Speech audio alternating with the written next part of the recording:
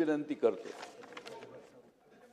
माननीय राज्यपालांच्या अभिभाषणावर माननीय मुख्यमंत्र्यांचा उत्तर आता सुरू होईल. माननीय मुख्यमंत्री महोदय.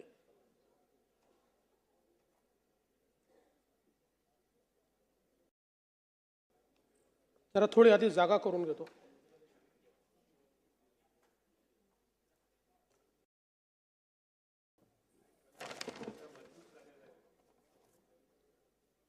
माननीय अध्यक्ष महोदय, माननीय राज्यपाल महोदयांच्या अभिभाषणावर जो धन्यवादाचा प्रस्ताव या ठिकाणी मांडण्यात आला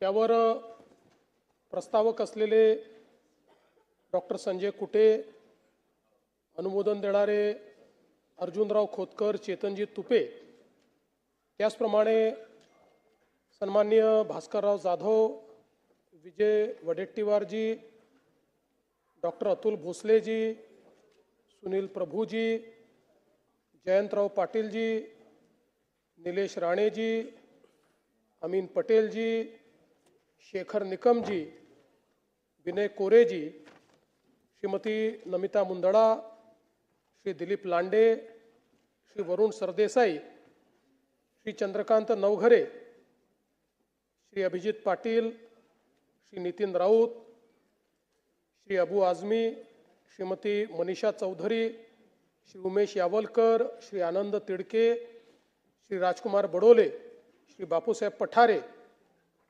श्री बाबासाहेब देशमुख, देवरावजी भोंगळे, श्रीमती मंजुळा गावित, श्री हिरामण खोसकर, त्याचप्रमाणे सर्वश्री महेश सावंत, श्रीमती स्नेहा दुबे, श्री आमशा पडवी, श्री संजय मेश्राम, श्री नारायण कुचे, श्री शिवाजी पाटील, श्री सिद्धार्थ खरात, श्रीमती सीमाताई हिरे, श्री विश्वजीत कदम, श्री चरणसिंह ठाकूर, श्री प्रवीण स्वामी, सिद्धार्थ शिरोळे, श्री हेमंत ओगले, श्री किसन वानखेडे, श्री रोहित पाटील, श्रीमती सुलभा गायकवाड, श्री मनोज जामसुतकर, श्री संजय उपाध्याय, श्रीमती ज्योतिताई गायकवाड, श्री देवेंद्र कोठे, श्री अनंत नर, श्री संजय देरकर, श्री गजानन लवटे आणि श्री बाबाजी काळे अशा एकूण 52 सन्माननीय सदस्यांनी या ठिकाणी त्यांचे विचार मांडले, काही सूचना देखील केल्या. त्याबद्दल या सर्व सदस्यांचे मी अतिशय मनापासून आभार मानतो. खरं म्हणजे माननीय अध्यक्ष महोदय, या संदर्भात ही सगळी चर्चा पाहिल्यानंतर आणि एकूणच आमच्या विरोधी पक्षाचा सूर जयंतराव पाहिल्यानंतर मला असं वाटलं की विरोधी पक्ष भ्रमितही आहे आणि संभ्रमितही आहे. तर भ्रमित आणि संभ्रमित मधला फरक काय आहे तर इंग्रजीत सांगायचं झालं तर कन्फ्युज्डही आणि पझल्डही आहे. म्हणजे समजा एखादा व्यक्ती रस्ता चुकला तर रस्ता चुकल्यानंतर तो एका ठिकाणी आला, त्याला 2 रस्ते दिसले, कुठल्या रस्त्यात जाऊ असा प्रश्न निर्माण झाला तर तो संभ्रमित म्हणतो आपण. पण त्याच वेळी त्याला कुठेतरी पाणी दिसायला लागलं आणि त्या पाण्याकडे तो पाहायला लागला. नंतर जेव्हा त्याच्या लक्षात येतं की मृगजळ आहे तर त्याला त्या ठिकाणी भ्रमित असं म्हटलं जातं. त्यामुळे आमचा जो विरोधी पक्ष आहे तो आज भ्रमितही दिसतोय आणि संभ्रमितही दिसतोय. आणि म्हणून माझी सूचना आहे की भ्रमात राहून धावण्यापेक्षा संभ्रमातनं बाहेर पडण्याकरता शांतपणे विचार करून वडेट्टीवार साहेब आपले मुद्दे जर मांडले तर महाराष्ट्राच्या हितामध्ये तुमचंही कॉन्ट्रीब्युशन हे मोठ्या प्रमाणात वाढेल. त्याची अपेक्षा आहे, त्याची आवश्यकता आहे. आता बघा काय झालंय की $1 ट्रिलियन अर्थव्यवस्था, विकसित भारत, महाराष्ट्राची वाटचाल, या सगळ्या गोष्टींच्या संदर्भात एकतर विरोधी पक्षाच्या मनात फार मोठी गल्लत आहे, तो विषयच त्यांनी समजून घेतलेला नाही, किंवा आता मी असं कसं म्हणून समजून घेतलं नाही, इतके हुशार लोक बसलेले आहेत समोर, त्यामुळे ही देखील शक्यता आहे की त्यांना समजलेलं आहे, पण लोकांना याच्यामध्ये संभ्रमित करायचं आहे. आणि म्हणून अशा पद्धतीनं मुद्दे त्या ठिकाणी मांडले जात आहेत. खरं म्हणजे मी असं म्हणेन की ही जी काही $1 ट्रिलियन इकॉनॉमी वगैरे आपण जी काही म्हणतोय, मंजिलें और भी है, रास्ते और भी है. मंजिलें और भी है, रास्ते और भी है. हम खड़े हैं जहां वहां वास्ते और भी है. बढ़ रहे हैं अब कदम, बढ़ रहे हैं अब कदम, उस मंजिल की तलाश में दिल में जुनून और इरादों में ताकत और भी है. म्हणून आमच्या मनामध्ये कुठेही शंका नाही, महाराष्ट्र देशातली पहिली सब नॅशनल $1 ट्रिलियन इकॉनॉमी होईल. भारत $5 ट्रिलियन इकॉनॉमी होईल. ते तर 4 ट्रिलियनच्या पलीकडे भारत पोहोचलाच आहे. ते भारत पहिली $5 ट्रिलियन इकॉनॉमी होईल याबद्दल आमच्या मनामध्ये कुठलीही शंका नाही. आणि म्हणून खरं म्हणजे या ठिकाणी या संदर्भातली सगळी माहिती मी आपल्याला देणारच आहे. आमच्या भास्करराव जाधवांनी या संदर्भात अनेक गोष्टी मांडल्या. मांडता मांडता त्यांनी वडेट्टीवार साहेबांनी छत्रपती शिवाजी महाराजांचा देखील विषय या ठिकाणी मांडला. भास्कररावांनी टिपू सुलतानचा विषय देखील या ठिकाणी मांडला. पहिल्यांदा तर मी एक गोष्ट सांगतो की आमचा आक्षेप कशाला आहे. आता टिपू सुलतान चांगले होते का वाईट होते याच्यावर आक्षेपच नाही, त्याच्यावर चर्चा कितीही करू. आक्षेप या गोष्टीला आहे की ज्यावेळेस कोणी हे म्हणतं की टिपू सुलतान छत्रपती शिवरायां एवढे मोठे राजे होते, याला आक्षेप आहे. ज्यावेळी असं म्हटलं जातं की छत्रपती शिवरायां एवढाच गुणगान टिपू सुलतानचा केला पाहिजे, त्याला आक्षेप आहे.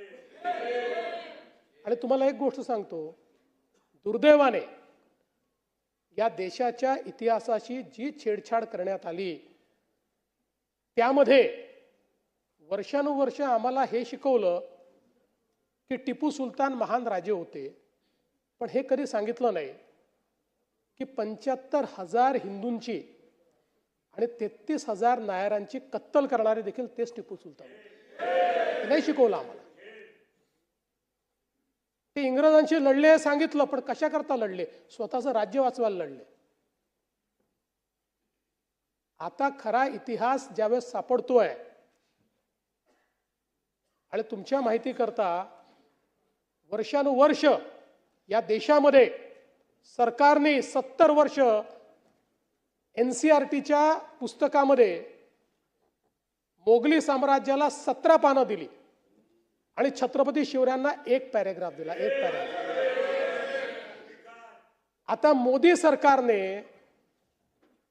या ठिकाणी छत्रपती शिवरायांच्या मराठ्यांच्या इतिहासाला NCERT मध्ये 20 पानं दिल्यात. 20.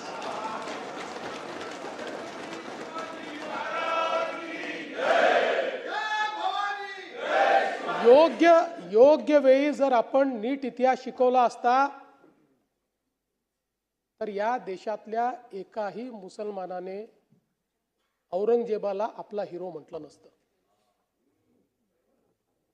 पण आपण खरा इतिहास काय आहे तो कधी शिकवलाच नाही. आणि म्हणून मला त्याच्याकडे जायचं नाही. आपण पुन्हा $1 ट्रिलियन इकॉनॉमीकडे येऊ परत.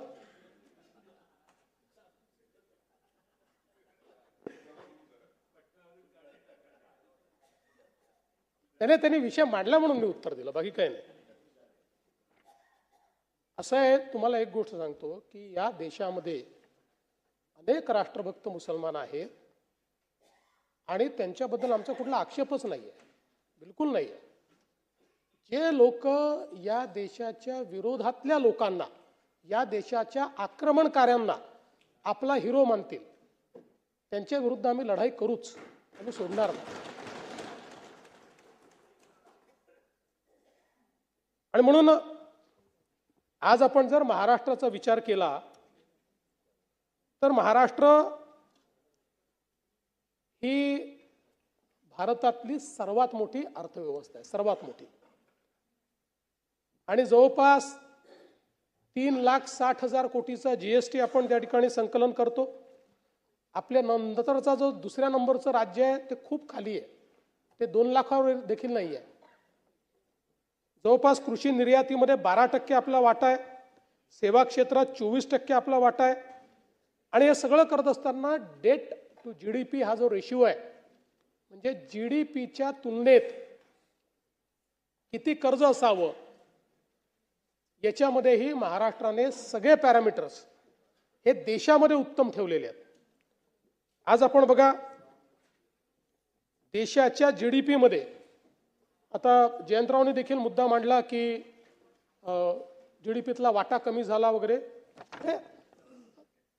तर ते तुम्हाला माहिती, तुम्ही अर्थमंत्री होतात त्यामुळे तुम्हाला माहिती आहे की तो रिलेटिव्ह असतो, त्या वर्षीचा असतो. पण मी तुम्हाला सांगतो, म्हणजे नाही, पण तुम्हाला असं आहे की राज्यातल्या अर्थव्यवस्था समजणाऱ्या एका नेत्याला नीट आकडेवारी पण सांगणं हे माझं कर्तव्य आहे की नाही. म्हणजे तुम्ही पुढच्या वेळेस नीट आकडेवारी सांगाल. तर 2021-22 मध्ये देशाच्या GDP मध्ये आपली हिस्सेदारी 13.1% होती. ती 23-24 मध्ये 13.5% झाली. 24-25 मध्ये ती 13.8% झाली. आणि आता 14% जवळपास ती राहील असा आपला प्राथमिक अंदाज आहे. त्यामुळे एकूणच जर आपण बघितलं तर आपली जी हिस्सेदारी आहे ही हिस्सेदारी निश्चितपणे त्या ठिकाणी वाढते आहे. आणि आज अर्थव्यवस्था जेव्हा देशाची विस्तारित होते आहे तेव्हा आपण हे देखील लक्षात घेतलं पाहिजे की पूर्वी इंडस्ट्रीयल राज्य ही 4 होती, आता 10च्या वर झालेली आहे. सगळी राज्य कम्पीट करतायत. अशाही परिस्थितीमध्ये आपला GDP वाढतो आहे. GDPतला आपला वाटा हा सातत्याने वाढतोय, हे देखील अत्यंत महत्त्वाचं आहे. आणि म्हणून मला असं वाटतं की छत्रपती शिवरायांनी देखील आपल्याला जो महाराष्ट्र धर्म सांगितला तो आपण सगळे जाणतोच. मराठा तितुका मिळवावा, महाराष्ट्र धर्म वाढवावा, आहे तितुके जतन करावे, पुढे आणिक मिळवावे, महाराष्ट्र राज्य करावे जिकडे तिकडे. अशा पद्धतीनं सगळ्या क्षेत्रांमध्ये महाराष्ट्राला पुढे नेण्याचा प्रयत्न आपण चाललो आहे. पण मला असं वाटतं की आपली कॅसेट जी आहे ती पुढेच जात नाही, ती अडकलेलीच आहे. गुजरातेत उद्योग चालले आहेत, राज्यात रोजगार निर्मिती होत नाही आहे, रोडमॅप बनवला तो काही योग्य नाही आहे.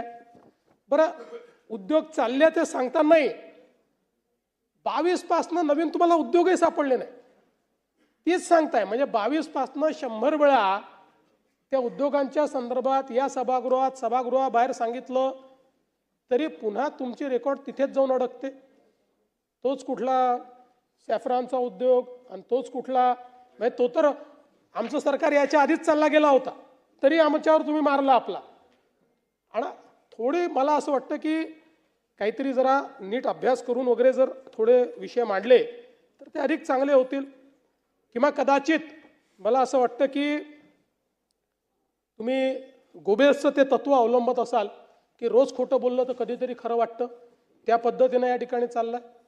आणि म्हणून तुम्ही जर विकसित महाराष्ट्राचं आमचं डॉक्युमेंट वाचलं, आम्ही 1947 नाही बोलत आहे डायरेक्ट, आम्ही सांगतोय 2029 जोपर्यंत हे सरकार आहे या टर्मचं, पुढच्या टर्मला पुन्हा येऊ, 2034 जेव्हा महाराष्ट्र 75 वर्षाचा होईल आणि 2047 अशा तिन्ही टप्प्यांचा उल्लेख आपण याच्यामध्ये केलेला आहे. आणि या प्रत्येक टप्प्यामध्ये आपल्याला काय करायचं आहे, शेवटी जर तुम्ही प्लॅनिंग करणार नाही, त्याची दिशा ठरवणार नाही तर तुम्ही तिथे पोचाल कसे. आणि सगळ्यात महत्त्वाचा फरक काय आहे बघा, तर आपण नुसतं प्लॅनिंग करून थांबलो नाही, आता आपल्या अर्थव्यवस्थेची दिशा त्या दिशेने न्यायची आहे, अर्थसंकल्पाची दिशा त्या ठिकाणी न्यायची आहे. आणि म्हणून आपण प्रत्येक जिल्ह्याचा जो आराखडा तयार केला, आपल्या जिल्हा नियोजनमध्येही 25% निधी हा त्या विषयांवरच तुम्हाला द्यावा लागेल, कारण तो काही राज्याने तयार केलेला आराखडा नाही, त्या जिल्ह्याने तयार केलेला आहे, तिथल्या DPDCने तो फायनल केलेला आहे. त्यामुळे त्यांना 25% निधी द्यावाच लागेल अशा पद्धतीने आपण कंपल्शन केलं आहे. म्हणून हा जो रोडमॅप तयार केलेला आहे हा आयसोलेशनचा रोडमॅप नाही आहे. हा रोडमॅप आपण त्या ठिकाणी प्रत्यक्ष कार्यान्वित करतो आहोत. म्हणून काही मंत्रालयातल्या एखाद्या खोलीत आपण हा तयार केला नाही. हा करत असताना जवळपास 3,80,000 नागरिकांनी त्याच्यामध्ये सहभाग घेतला. त्यानंतर 7 लाखाहून अधिक लोकांनी आपल्याला त्यांच्या सूचना केल्या आणि वेगवेगळ्या प्रकारचे जे क्षेत्र आहेत, शेती, उद्योग, सेवा, पर्यटन, नगरविकास, ऊर्जा, शाश्वतता, पाणी, वाहतूक, शिक्षण, कौशल्य, आरोग्य, कल्याण, प्रशासन, सॉफ्टवेअर, तंत्रज्ञान, सुरक्षा, वित्त अशा सगळ्या क्षेत्रांना आपण सामोरं ठेवून या ठिकाणी विकसित महाराष्ट्राचं चित्र हे तयार केलेलं आहे. जवळपास 16 क्षेत्रीय गट, 40 पेक्षा अधिक विभाग आणि 200 पेक्षा अधिक तज्ज्ञ, उद्योग प्रतिनिधी, विचारवंत आणि एवढ्या नागरिकांचा आपण सहभाग घेतलाय. आणि याची उद्दिष्ट आपण काय ठेवली आहेत? 4 उद्दिष्ट ठेवली आहेत. प्रगतिशील, शाश्वतता, सर्वसमावेशकता आणि सुशासन या 4 तत्वांवर एकूण 16 प्रमुख थीम आणि 100 उपक्रम हे यामध्ये आपण निश्चित केले आहेत. आणि मग आपला उद्देश काय आहे? आपला उद्देश आहे 2029-30 पर्यंत $1 ट्रिलियन अर्थव्यवस्था करायची, 47 पर्यंत $5 ट्रिलियन अर्थव्यवस्था तयार करायची, दरवर्षी 10 लाख रोजगारांची निर्मिती करायची, दरडोई उत्पन्नामध्ये जवळपास या कालावधीत 10 पट वाढ करायची आणि 13 ते 14 ट्रिलियन अमेरिकन डॉलर्सची गुंतवणूक ही आकर्षित करायची, प्रगत उत्पादने, आघाडीचे तंत्रज्ञान, कृत्रिम बुद्धिमत्ता आधारित विकास आणि वित्तीय सेवा यामध्ये अग्रणी स्थान हे प्राप्त करायचं, वित्तीय शिस्त आणि शाश्वत विकास या संदर्भात राज्याच्या GDP पेक्षा आपली जी वित्तीय तूट आहे ती 2.5% खाली आणायची, 50% राज्य प्रकल्पासाठी पर्यायी भांडवली स्रोत आपण त्या ठिकाणी शोधायचे आणि संसाधनाचं कार्यक्षम नियोजन करायचं. अशा पद्धतीने आपण हे तयार केलं आहे. आणि जे 100 उपक्रम हातामध्ये घेतले आहेत त्याच्याकरता एक विजन मॅनेजमेंट युनिट आपण तयार केलेलं आहे की जे युनिट धोरणात्मक आणि तांत्रिक सहाय्य याला करेल. आणि त्यातनं मॅकेन्सी सारखी एक कंपनी आपण सोबत घेतलेली आहे. 3 महिन्याकरता पहिल्यांदा त्यांना आपण नियुक्त केलेलं आहे आणि त्यातनं पलीकडे संपूर्ण काम हे विजन मॅनेजमेंट युनिटच्या माध्यमातून आपण करणार आहोत. आणि म्हणून मला असं वाटतं की विकसित महाराष्ट्राचं डॉक्युमेंट हे काही केवळ एक अजून पुस्तक तयार करणं इथपर्यंत मर्यादित नाही, तर त्या संदर्भात आपण पूर्ण काम केलेलं आहे. आणि विशेषतः आता आपल्यापैकी वडेट्टीवार साहेब आपणही म्हणाले, थोडं भास्करराव म्हणाले की 7.5 लाख कोटीचं बजेट, मग 1 ट्रिलियन कसं होणार? आता आपण बजेट $1 ट्रिलियन नाही करायचं, आपल्याला आपली अर्थव्यवस्था $1 ट्रिलियन करायची आहे. आणि $1 ट्रिलियन म्हणजे काय? 1 ट्रिलियन म्हणजे 1 लाख कोटी असं आपण समजलो तर 90 लाख कोटीची अर्थव्यवस्था आपल्याला तयार करायची आहे महाराष्ट्रात. आता आज महाराष्ट्राची अर्थव्यवस्था कुठपर्यंत पोहोचली आहे? 51 लाख कोटीला पोहोचलेली आहे. म्हणजे अजून साधारणपणे 40 लाख कोटी रुपयेची अर्थव्यवस्था आपल्याला विस्तारित करायची आहे. आता हे शक्य आहे का? मी आपल्याला एकच उदाहरण सांगतो की साधारणपणे 12-13 साली आपली अर्थव्यवस्था कितीची होती? 13 लाख कोटीची. 12-13 साठी 13 लाख कोटीची. आता गेल्या 11 वर्षामध्ये 13 लाख कोटीहून ती किती आली? 51 लाख कोटी. जवळपास 3 पट आपली अर्थव्यवस्था 10 वर्षामध्ये आपण नेली आहे. 3 पट 10 वर्षामध्ये. आणि म्हणून आपण जेव्हा $1 ट्रिलियन इकॉनॉमी म्हणतो त्यावेळी आपण ऑलरेडी 660 बिलियन पार केले आहे. आणि महाराष्ट्र एकमेव राज्य आहे की ज्या राज्याने 500 बिलियन पार करून आता 660 बिलियनवर आपण पोहोचलो आहोत. प्रभू साहेब, तुम्ही काल 500 बिलियनवर अडकला होतात. नाही, 660 बिलियनवर आपण पोहोचलेलो आहोत. आणि तर कुठलंही राज्य आज अर्थव्यवस्थेच्या साईजमध्ये आपल्या बरोबरीत नाही. $1 ट्रिलियन घोषणा 7 राज्यांनी केली आहे की आम्ही $1 ट्रिलियन इकॉनॉमी करू, पण कुठलंही राज्य $500 बिलियनला देखील पोचलेलं नाही. आपण $500 बिलियन पार करून पुढे गेलेलो आहोत. आणि म्हणून मला विश्वास आहे, बघा असं आहे की समजा जर पुढच्या 4 ते 5 वर्षामध्ये दुष्काळी वर्ष आलं नाही तर आपण $1 ट्रिलियन इकॉनॉमी होऊ. दुष्काळी वर्ष आलं तर मात्र वर्ष 2 वर्ष त्याचा इफेक्ट राहतो. त्यामुळे 1-2 वर्ष त्यामुळे अगदी बिझनेस युज्युअलनी देखील 2032 साली आपण $1 ट्रिलियन इकॉनॉमी असणार, पण आपल्याला ते 2029-30 मध्ये करायचं आहे.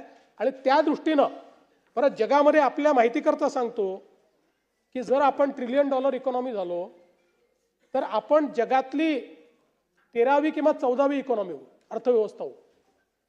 म्हणजे जगामधल्या देशांची अर्थव्यवस्था $1 ट्रिलियन नाही आहे. आजही बेल्जियम सारख्या देशा एवढी आता आपली अर्थव्यवस्था झाली आहे. आणि म्हणून मला असं वाटतं की हे जे काही आपण सांगतोय हवेतले आकडे नाही आहेत. जे आपण करून दाखवलंय गेल्या 10 वर्षात आणि जे करणं शक्य आहे त्याच्या आधारावर आपण या ठिकाणी $1 ट्रिलियन इकॉनॉमीचा जो काही दावा आहे तो करतो. आता जे काही डावोसमध्ये करार झाले त्या संदर्भात देखील या ठिकाणी पुष्कळ बोललं जातं. अनेक वेळा तर हे सांगितलं होतं की तिथे जाऊन करार का करता, इथेच का करार करत नाही. आता आदित्यजी तुम्ही गेला होता, एक करार केलाय तुम्ही, आहेत त्याचे फोटोही आहेत, केले आहेत. नाही चूक नाही आहे. अरे बाबा तुम्ही का, why are you defensive, you are absolutely right doing that. हां येस, हां येस, पुढच्याच घेऊन जातो. माझी अडचण नाही, मी घेऊन जातो. मुळामध्ये आपण म्हणालात ते खरं आहे, छोटंसं गाव आहे डावोस, पण 2-2 दिवस येऊन ट्रम्प राहतात. जगातल्या सगळ्या अर्थव्यवस्था या त्या ठिकाणी त्या काळामध्ये असतात. जगातले सगळे बिझनेसेस असतात. If you have to be relevant in economic world you have to be there. आणि मला सांगताना आनंद वाटतो की आम्ही महाराष्ट्राचा रेलेव्हन्स तिथे इतका वाढवला आहे की डावोसमध्ये ज्या काही वेगवेगळ्या चर्चा असतात त्यात महाराष्ट्राची देखील एक चर्चा असते. इतक्या मोठ्या प्रमाणात या ठिकाणी आपण हे करतो आणि हे खरंच आहे. आता डावोसला काय आपण त्यांना बोलून इथे देखील करू शकतो, करू शकत नाही असं नाही आहे, पण साधारणपणे ज्या ठिकाणी फॉरेन इन्व्हेस्टर्स असतात त्यांची अपेक्षा असते की आपण हे डावोसला केलं पाहिजे. कारण डावोस वर्षातला एक असा इव्हेंट असतो की आजूबाजूच्या सगळ्या युरोपियन देशांमध्ये हे जे सगळे फॉरेन बिझनेसेस असतात हे आपली ॲन्युअल मीटिंग ठेवतात आणि म्हणून त्यांची अपेक्षा असते की डावोसला केलं तर आमचा रिप्रेझेंटेटिव्ह कोणीतरी राहील. दुसरं असं आहे की आपण जर बघितलं तर थेट फॉरेन कंपनीज आपल्याकडे येत नाहीत. आपला इंडियन पार्टनर असतो पण त्याच्यामध्ये 60% 70% पैसा या फॉरेन कंपनीजचा असतो, त्या लावत असतात. किमान 30% तर असतोच. आणि आपण हा निर्णय केला होता की ज्याच्यामध्ये फॉरेन इन्व्हेस्टमेंट नाही तो आम्ही करार डावोसला करणार नाही. ज्याच्यात फॉरेन इन्व्हेस्टमेंट आहे तोच आम्ही डावोसला करू. आता मला सांगा, आपण सगळेच राज्य मोठ्या मोठ्या परिषदा घेतो इन्व्हेस्टमेंटच्या. का घेतो? आपापल्या मंत्रालयात बोलवलं पाहिजे आणि तिथे करार केला पाहिजे. कारण उत्सव केला की जास्त लोक येतात, उत्सव केला की त्याला प्रायमसी मिळते, उत्सव केला की आपल्या राज्याची ताकद लोकांपर्यंत पोहोचते, आपलं मार्केटिंग लोकांमध्ये होतं. आणि म्हणून या ठिकाणी डावोसला अशा पद्धतीने आपण हे करतो. मग काय नेमकं होतं डावोसचं, असाही प्रश्न योग्य आहे. आणि म्हणून मी सांगतो की पहिल्यांदा तर आपण हे लक्षात घेतलं पाहिजे की गुंतवणुकीचं सायकल काय. तर गुंतवणुकीचं सायकल आहे, तुम्ही MOU केल्यानंतर प्रोडक्शनला जाण्याकरता मॅक्सिमम उद्योग जे आहेत हे 5 वर्ष घेतात, मोठे उद्योग हे 7 वर्ष घेतात आणि काही उद्योग मात्र 2 वर्षात देखील प्रोडक्शनला जातात. म्हणजे एक उदाहरण आपल्याला सांगतो की 2025च्या डावोसमध्ये आपण छत्रपती संभाजीनगरमध्ये JSWच्या इलेक्ट्रिक व्हेकलचा करार केला. आता त्यांनी इतक्या वेगाने काम केलं की या जूनमध्ये त्यांची पहिली EV ही तयार होते छत्रपती संभाजीनगर. त्यामुळे मुळामध्ये हे जे काही म्हटलं होतं, मग तुम्ही 10 लाख रोजगार सांगता, 20 लाख, मग आले कुठे, याचं सायकल आपण समजून घेतलं पाहिजे की, आणि हे अव्याहत आहे म्हणून दरवर्षी तुम्हाला करावे लागतील. आज जे आपण केलेले आहेत यातले काही 2 वर्षात येतील, काही 3 वर्षात येतील, काही 5 वर्षात येतील, काही 7 वर्षात येतील. आपण त्यांना इन्सेंटिव्ह देतो, ते इन्सेंटिव्ह काही एका वर्षात देत नाही, त्यांचं प्रोडक्शन आल्यानंतरच इन्सेंटिव्ह आपण त्यांना देतो. आणि म्हणून मला असं वाटतं की हे जर सायकल आपल्या लक्षात आलं, आणि मग काय झालंय आपलं, तर वेगवेगळ्या स्टेजेस असतात. यातला सगळ्यात गंभीर आपण इन्व्हेस्टरला कधी मानतो की ज्यावेळेस तो इन्व्हेस्टर जागा घेतो आणि क्लिअरन्सेस घेतो, त्यावेळेस हे समजायचं की तो इज एक जेन्युइन इन्व्हेस्टर. तर अशा पद्धतीनं आपण जर अंमलबजावणीची टक्केवारी बघितली तर 2022ला जे करार केले होते त्यातल्या 98% करारामध्ये आपण त्या स्टेजला गेलो, म्हणजे दे आर सिरियसली इन्व्हेस्टिंग. 2023 मध्ये आपण जे 1,37,393 कोटीचे केले होते, 19 करार होते, त्यापैकी 80% करार जे आहेत ते अंमलबजावणीत आहेत. 2024 मध्ये आपण 24 करार केले होते, 3,16,739 कोटीचे, त्यातले 70% करार जे आहेत हे अंमलबजावणीत आहेत. आणि 2025 मध्ये आपण 48 करार केले होते, जवळपास 12,23,081 कोटी रुपयाचे, त्यातले 88% करार हे या ठिकाणी वेगवेगळ्या स्टेजवर आहेत. आणि ज्यावेळेस पुढची चर्चा तुम्ही मांडलीच आहे त्यावेळेस उद्योग मंत्री अजून ग्रॅन्युलर डाटा त्याचा देतील. त्यामुळे आणि असंही होऊ शकतं ना, म्हणजे मी असं म्हणत नाही की सगळे करार अगदी 100%.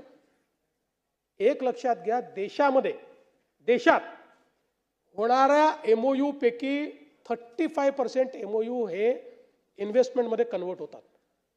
पण महाराष्ट्राने नेहमी हा दर 55% वर ठेवलाय आणि डावोसच्या संदर्भात तो दर 75% वर आहे. आता कोणीतरी समजा एखादा MOU झाला, आणि मी हे बघितलं की हे जे काही MOU झाले यातले जे फ्रक्टिफाय झाले नाही त्याचे कारण काय आहेत. एखाद दुसरा असाही निघाला, मी खोटं सांगत नाही, की ज्यांनी MOU करून टाकला नंतर काहीच नाही, म्हणजे त्यांनी आमच्यासोबत फोटो काढून घेतला. पण मॅक्सिमम असे निघाले की जे जिओ पॉलिटिकल सिच्युएशन बदलल्यामुळे त्यांचा रेलेव्हन्स संपला. उदाहरणादाखल काहींच्या प्रोडक्शनमध्ये समजा 23 साली आपल्याशी करार केला, 24 साली केला, काही चायनीज इनपुट्स होते, त्याच्यावर आपण बॅन आणला, त्यामुळे ते आता ते पुढे करू शकत नाही. असे काही जिओ पॉलिटिकल कारण आहेत की ज्यामुळे त्या ठिकाणी त्यांना ते करणं शक्य झालं नाही.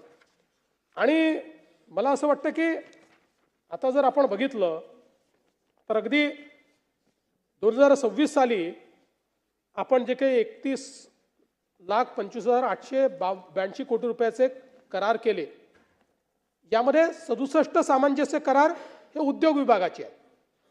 त्यामुळे उद्योगाच्या क्षेत्रामध्ये 15,15,182 कोटी रुपये.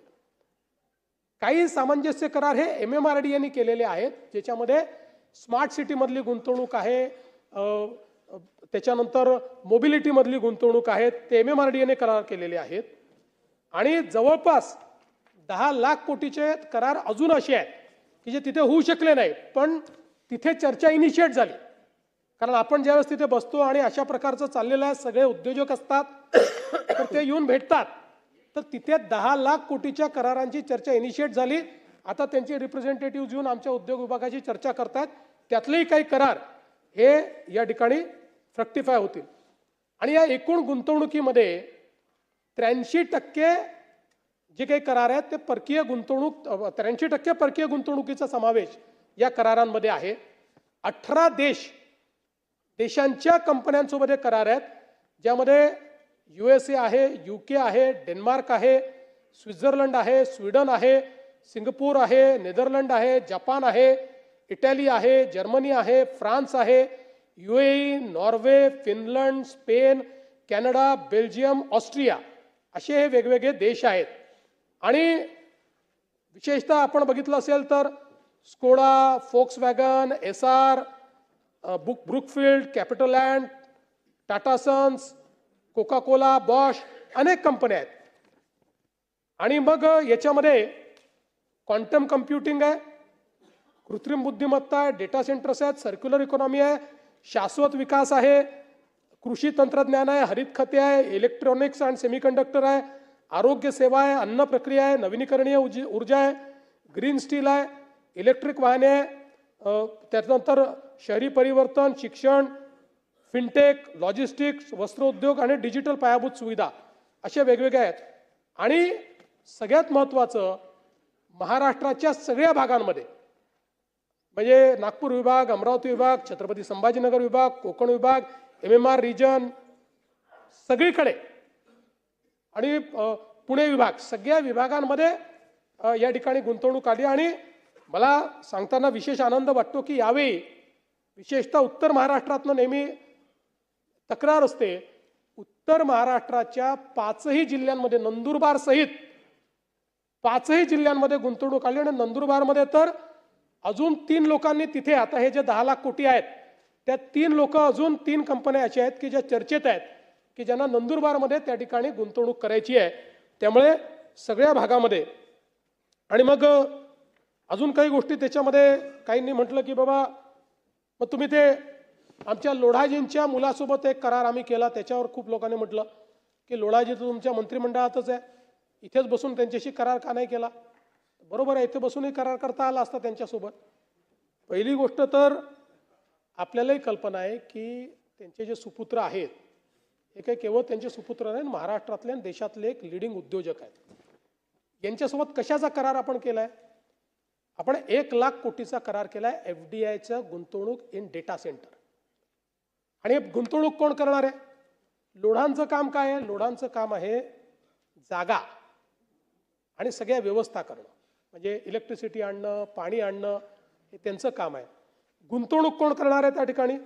सगळे हायपर स्केलर्स गुंतवणूक करणार आहे. Amazon, STT, मायक्रोसॉफ्ट, NTT म्हणजे जगातल्या ज्या सगळ्यात मोठ्या डेटा सेंटर कंपन्या आहेत त्या करणार आहेत. आणि म्हणून त्यांच्यासोबत करार केला. हा लोढांसोबतचा करार नाही आहे, लोढांनी त्यांच्या वतीनं केलेला करार आहे. या सगळ्या कंपन्यांची गुंतवणूक त्याच्यामध्ये आहे. एक पंचशीलचा देखील या ठिकाणी उल्लेख झाला. पंचशील जी पुण्यातली कंपनी आहे त्यांच्यासोबत तुम्ही करार केला. हा पंचशीलचा करार नाही आहे, पंचशील सोबत हा ब्लॅकस्टोनचा करार आहे, ज्याच्यामध्ये पुन्हा डेटा सेंटर आहेत. Amazon, मायक्रोसॉफ्ट, गुगल, मेटा आणि ओरॅकल हे गुंतवणूक त्या ठिकाणी करणार आहेत.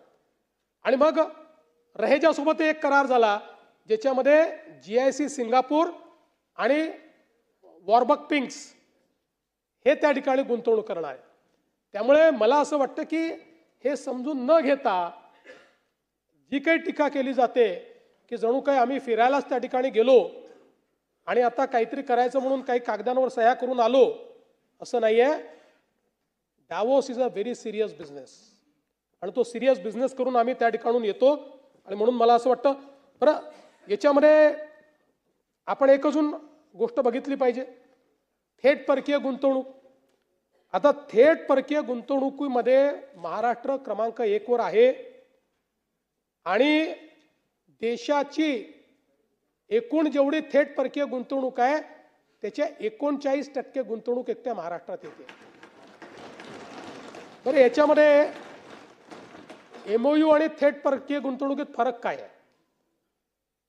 MOU हा इरादा आहे आणि FDIचे जे आकडे येतात ते RBI झालेली गुंतवणूक म्हणजे आलेले पैसे सांगतात. म्हणजे हा वादा नाही आहे, हा इरादाही नाही आहे. प्रत्यक्ष जे पैसे देशामध्ये आले त्या वर्षामध्ये FDIच्या रूपानं ते सांगितलं जातं. त्याच्यामध्ये महाराष्ट्र पहिल्या क्रमांकावर आहे. महाराष्ट्रामध्ये एकूण देशाच्या 39% गुंतवणूक येते. आणि म्हणून मला असं वाटतं की याही संदर्भात आता बेरोजगारीचा दर हा देखील आमच्या भास्कररावांनी मांडला, वडेट्टीवार साहेबांनी मांडला. अलीकडच्या काळामध्ये काय होतं की म्हणजे आम्ही विरोधी पक्षात होतो, आपण वृत्तपत्रांचा आधार घेतोच, पण जिथे डेटा सेट्स अवेलेबल आहे तिथे वृत्तपत्राचा आधार का घ्यावा. आता बेरोजगारीचा दर वगैरे याचे सगळे स्टॅटिस्टिक्स मी तुम्हाला सांगतो. देशाची आर्थिक पाहणी जी असते त्याच्यामध्ये या सगळ्या गोष्टी मिळतात. सगळ्या कुठलं तरी पेपर छापतो, मला तर आश्चर्य वाटलं, महाराष्ट्रात बेरोजगारीचा दर 11.7%. कोणाच्याच काळामध्ये 11%पर्यंत 10%वर पोहोचलो नाही आपण बेरोजगारीच्या, कोणाच्याच नाही. इतकी बेरोजगारी कधीच महाराष्ट्रात नव्हती, नेवर इन स्टॅटिस्टिक्स. पण तरी देखील मी सांगतो की सातत्याने हा दर आपण खाली आणतो. आपण जर बघितलं तर बेरोजगारीचा दर 21-22 मध्ये 2021-22 मध्ये हा 4% होता. 23-24 मध्ये 3.3% तो खाली आणला आणि 2025 साली तो बेरोजगारीचा दर 3.1% आहे. म्हणजे आधीच्या वर्षांपेक्षा देखील कमी झालेला आहे, वाढलेला नाही आहे, हा कमी झालेला आहे. आणि म्हणून मला असं वाटतं 11.7% वगैरे. आणि माझी म्हणजे माध्यमांना पूर्ण स्वातंत्र्य आहे, पण माझी त्यांनाही विनंती आहे की या सगळ्या गोष्टी थोडा समजून घेऊन आणि रिअल स्टॅटिस्टिक्सच्या आधारावर आपण जर त्या ठिकाणी मांडल्या तर त्या अधिक योग्य असतात. आता आपण सरकारी नियुक्त्यांच्या संदर्भात देखील या ठिकाणी बोललं गेलं की तुम्ही किती नियुक्त्या केल्या. मला सांगताना आनंद वाटतो. मला विचारतो तुम्ही 75,000 घोषित केलं होतं, किती झाल्या. महायुतीचं सरकार आल्यापासून 1,20,449 लोकांना नियुक्त्या दिलेल्या आहेत. 1,20,449 आणि अजून काही नियुक्ती पत्र जे शिल्लक आहेत ते आता जेव्हा आम्ही पुढच्या 2 महिन्यात देऊ, हा आकडा 1.5 लाखापर्यंत जाईल. म्हणजे 75,000 सांगितलं होतं 2022 साली, आम्ही 1.5 लाखापर्यंत जातो. आणि पुन्हा आता नव्याने HR रिफॉर्म्स आम्ही सुरू केलेले आहेत, त्याच्यावर मी पुढे बोलीन. आणि त्यातनं एक नव्यानं भरतीचं जे सत्र आहे हे सत्र देखील आम्ही सुरू करणार आहोत. गडचिरोली स्टील हबच्या संदर्भात देखील या ठिकाणी सांगण्यात आलं. जवळपास आत्ता गडचिरोलीमध्ये जे काही आपले करार झाले आहेत त्यानुसार 2,61,839 कोटीची गुंतवणूक ही गडचिरोलीमध्ये होणार आहे. आणि त्यातनं 70,895 इतकी रोजगाराची निर्मिती होणार आहे. पण हे करत असताना अनेक वेगवेगळे विषय या ठिकाणी मांडले गेले. पहिल्यांदा तर आम्ही सांगितलंय की गडचिरोलीची जल, जमीन आणि जंगल या तिन्ही गोष्टीचं संवर्धन करून आपल्याला गडचिरोलीमध्ये विकास करायचा आहे. आणि म्हणून आपण गडचिरोलीमध्ये 5 कोटी झाडं लावण्याचा एक उपक्रम हातामध्ये घेतलेला आहे. एकूण सगळं जे काही आपण त्या ठिकाणी वृक्षतोड करू, कारण ती करावी लागेल, कारण 80% गडचिरोली मध्ये वृक्ष आहे, पण जिथे जंगल आहे तिथे आपण काहीच करत नाही. गैर जंगलाचा जो भाग आहे तिथे उद्योग जर पाहिजे असतील आणि तुम्हाला खाण जर खोदायची असेल तर तुम्हाला काही ना काही त्या ठिकाणी जागा रिकामी करावी लागते. पण त्याच्यामध्ये जे काही झाडं जातील, आम्ही असा विचार केला, आपली जबाबदारी आहे की त्याच्या 1,000-2,000 पट जास्त आपण झाडं त्या ठिकाणी लावले पाहिजे. म्हणून 5 कोटी झाडं लावण्याचा उपक्रम हातामध्ये घेतलेला आहे. आणि मी निश्चितपणे सांगतो, आजही तिथे जी गुंतवणूक झाली आहे या गुंतवणुकीमध्ये सर्व प्रकारच्या संधी स्थानिकांनाच आपण त्या ठिकाणी दिलेल्या आहेत. स्थानिकांना आज तुम्ही जाऊन बघू शकता, ज्यांची भरती झालेली आहे 90% लोक आदिवासी आहेत, दलित आहेत, ओबीसी आहेत. 90% आणि स्थानिक आहेत, बाहेरचे नाही आहेत. त्यांनाच प्रशिक्षण दिलेलं आहे. मी तुम्हाला सांगतो, मी स्वतः गेलो होतो. एक ट्रायबल मुलगी होती, आदिवासी समाजाची मुलगी होती.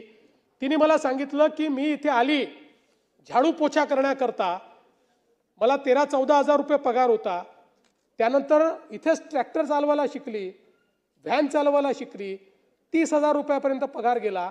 आणि आता तीच मुलगी, आदिवासी मुलगी आमची, त्या ठिकाणी ट्रक चालवते आणि 53,000 रुपये तिला पगार आहे. तिथेच प्रशिक्षण घेतो. त्यामुळे मला असं वाटतं की आज आपण तिथला नक्षलवाद संपवू शकलो, कारण लोकांच्या मनामध्ये ही भावना आपण तयार करू शकलो की हा विकास तुमच्या करता आहे. आज आमच्या गोंडवाना विद्यापीठाने ऑस्ट्रेलियाच्या कर्टन विद्यापीठासोबत, जे मायनिंग मधलं जगातलं नंबर 1चं विद्यापीठ आहे, त्याच्यासोबत जॉईंट कोर्स चालू केला. 40 आमचे आदिवासी विद्यार्थी हे त्या ठिकाणी कर्टेन विद्यापीठामध्ये शिकायला गेलेले आहेत आणि मायनिंगचा त्या ठिकाणी इंजिनिअरिंग करतायत. आणि म्हणून आजही त्या ठिकाणी लोकांना दिग्भ्रमित करणं, आदिवासी संस्कृती संपून जाईल असं सांगणं, हा प्रयत्न चाललाय. पण हा प्रयत्न यशस्वी होणार नाही. गडचिरोलीच्या सामान्य माणसाला सोबत घेऊन, आदिवासी माणसाला सोबत घेऊन गडचिरोलीला स्टील सिटी बनवण्याचं काम आपण त्या ठिकाणी निश्चितपणे करू. यासोबत स्टार्टअपच्या संदर्भात देखील आपण स्टार्टअप उद्योजकता आणि नाविन्यता धोरणाला मान्यता दिली. आणि आता आपण जवळपास 146 पेक्षा जास्त इन्क्युबेटरचं जाळं या ठिकाणी तयार करतो. 3 व्हेंचर फंडच्या माध्यमातून फंड ऑफ फंड आपण तयार केलाय. जवळपास सूक्ष्म लघु आणि मध्यम उद्योगाकरता 500 कोटी रुपयाच्या फंडची आपण व्यवस्था केली आहे. आणि मला सांगताना आनंद वाटतो की आता देशाच्या स्टार्टअप इकोसिस्टीम मध्ये देशाचं स्टार्टअप हब बंगलोर नाही, देशाचं स्टार्टअप हब हैदराबाद नाही, देशाचं स्टार्टअप हब हे महाराष्ट्र आहे. देशातल्या रजिस्टर्ड स्टार्टअप मध्ये सर्वाधिक स्टार्टअप 20% ऑफ द कंट्री हे महाराष्ट्रामध्ये आहेत. आणि त्याहीपेक्षा युनिकॉर्न म्हणजे ज्या स्टार्टअपने 3-4-5 वर्षामध्ये 8,000 कोटीपेक्षा जास्त व्हॅल्युएशन यांचं चाललं जातं. म्हणजे पूर्वीच्या काळामध्ये मोठे मोठे उद्योगपती व्हायला 40-40 वर्ष लागायचे, पण स्टार्टअपमध्ये 4 वर्षात लोक त्या उद्योगपतींशी या ठिकाणी बरोबरी करतात. अशा पद्धतीनं देशामध्ये एकूण 119 युनिकॉर्न आहे. या 119 युनिकॉर्न पैकी 28 युनिकॉर्न आपल्या महाराष्ट्रामध्ये आहेत. तर देशाच्या 25% जवळपास युनिकॉर्न किंवा त्यापेक्षा जास्त हे महाराष्ट्रामध्ये आहे. आणि म्हणून स्टार्टअप कॅपिटल म्हणून आज महाराष्ट्राकडे आपण पाहू शकतो. मग आता अनेक गोष्टी आल्या. जयंतरावनी तर 3 इडियट्स मधला डायलॉग देखील आम्हाला एक सांगितला. पण जयंतराव, त्यातला दुसरा डायलॉग आहे, don't worry, all is well. All is well, all is वेल.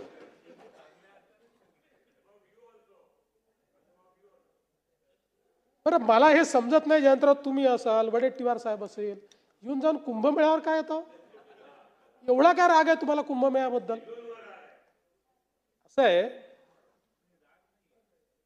असं आहे की कुंभमेळा नाही त्रुटी नाही, त्याच्यावर इतका पैसा का खर्च होता असं तुम्ही त्या ठिकाणी सांगितलं म्हणून सांगून देतो. कुंभमेळा हा दर 12.5 वर्षांनी येणारा हे जगातलं इनटेंजिबल हेरिटेज आहे. जगामध्ये इतक्या मोठ्या प्रमाणात कुठल्याही फेथमध्ये अशा प्रकारचा मेळावा होत नाही जो कुंभमेळा होतो. आणि म्हणून ही एक आपली इनटेंजिबल फेथ आहे.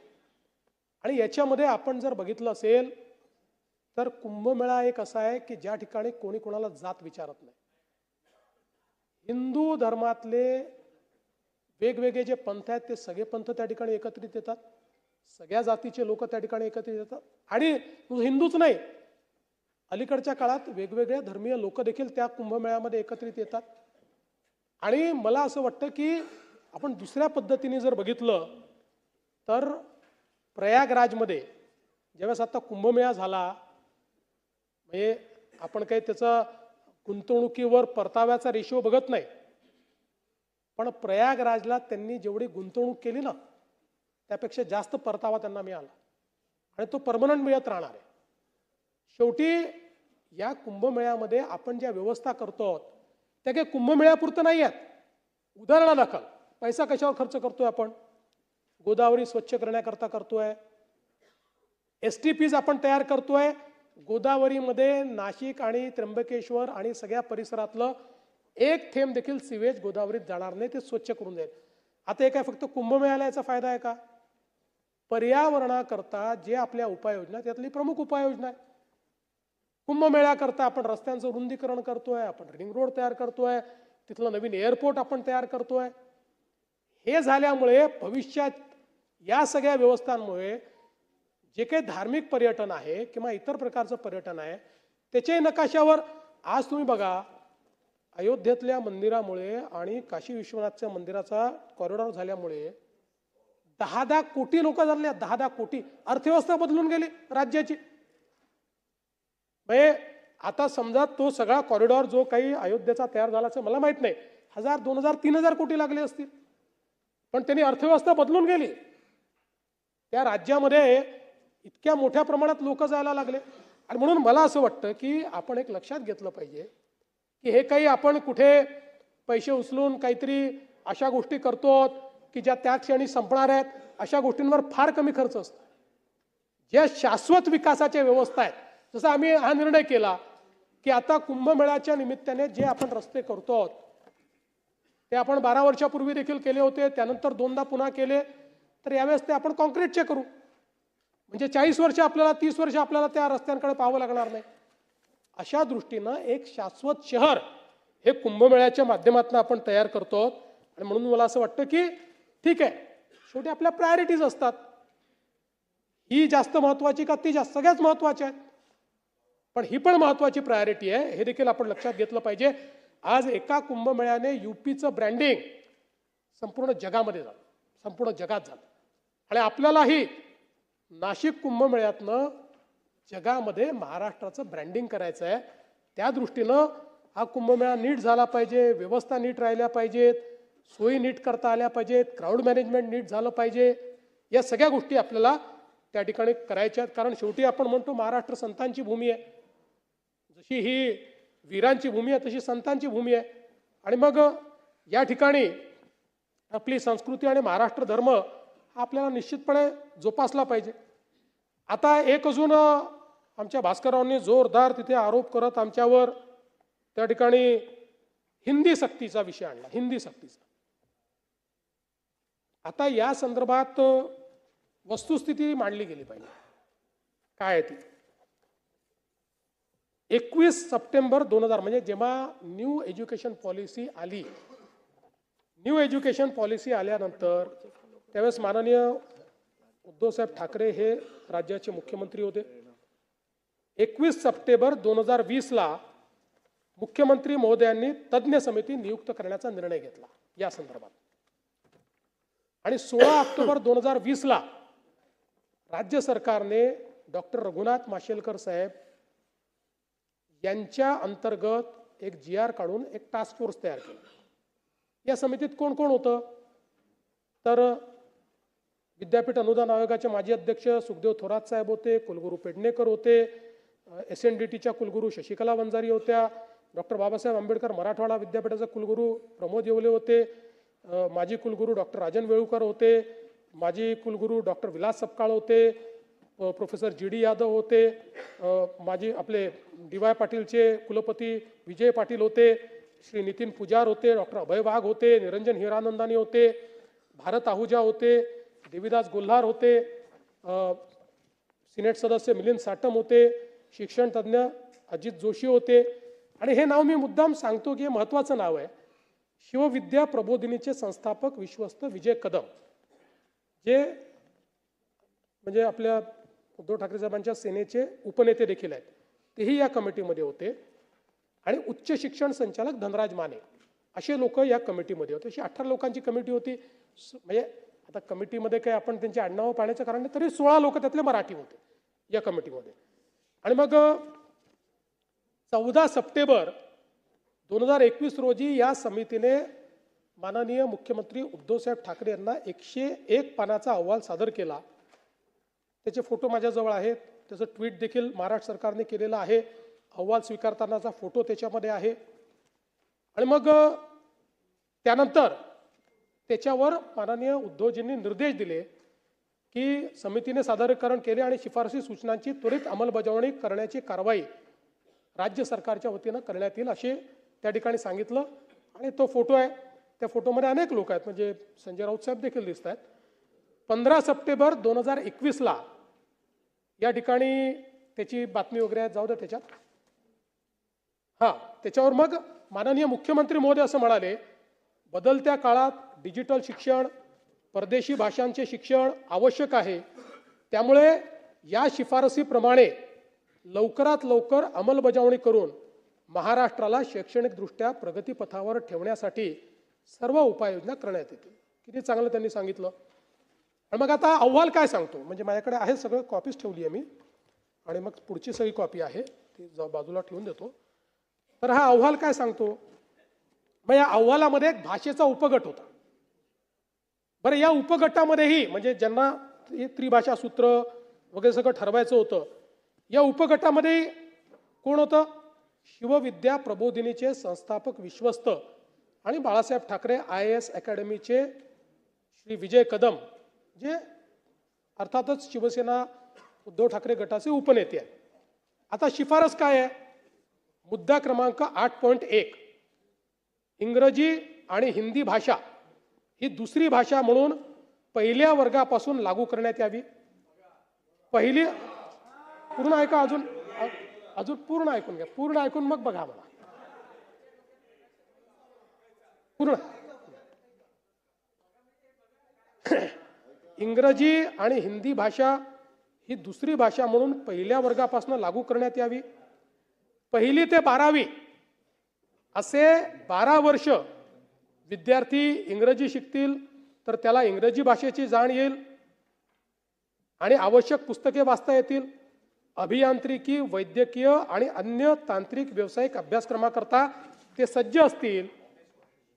उच्च शिक्षण संस्थांमधून मराठीतून शिकवण्याला प्राधान्य द्यावेच लागेल, पण त्याचवेळी इंग्रजी आणि हिंदी ही दुसरी भाषा पहिल्या वर्गापासून ते 12वी पर्यंत सक्तीची करण्यात यावी.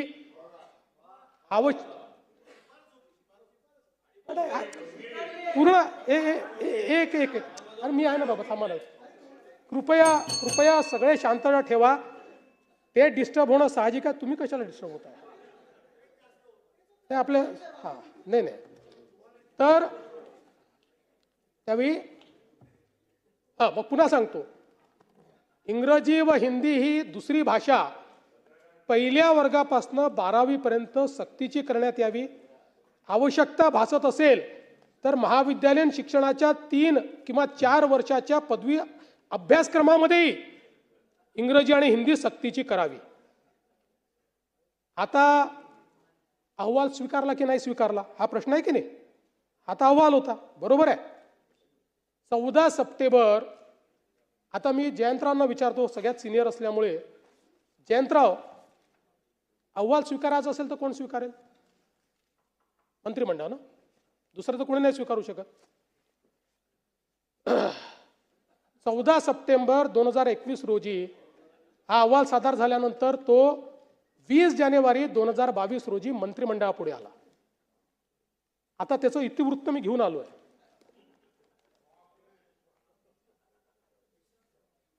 आणि नाही असं नाही. विषय क्रमांक 5,